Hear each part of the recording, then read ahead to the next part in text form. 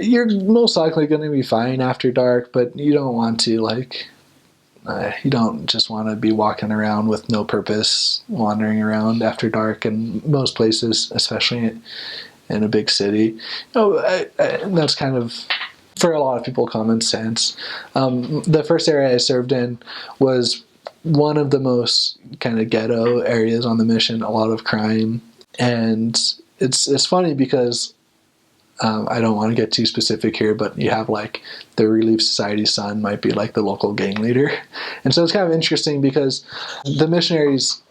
I think it's like this in other places in the world too, but you kind of make friends and work with some of the people in like the local gangs and stuff, and so in some sense that's kind of nice because you don't have to worry too much about them, and you kind of they would always tell us, oh, don't worry, elders, we have your back if anything happens. And there's mission stories, which I don't know if they're true or not, about the gang leaders and stuff actually having the missionaries' backs. One time we were going to go do our shopping on our P Day, and somebody had just been like shot right outside the mall, and which is kind of a big deal in Australia because there's not a ton of shootings. It's a lot lower than it is in the U.S. and so it's kind of startling. It kind of opens your eyes, and you realize that you have to be careful. I mean, in terms of like, you never just want to leave your bikes lying around. You always lock them up and lock them to something stable, because if not, then there's a good chance that they'll be stolen when you come out.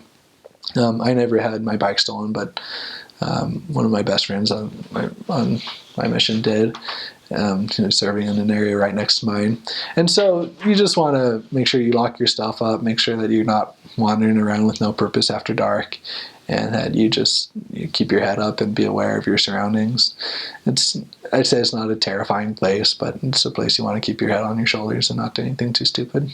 I mentioned earlier that the roads are smaller, so when you're riding your bike, like, you're supposed to ride on the road, but you want to be really careful because there's not usually a bike lane, and so you want to be really extra wary of the cars and make sure that you don't get hit. I never really had too many close calls,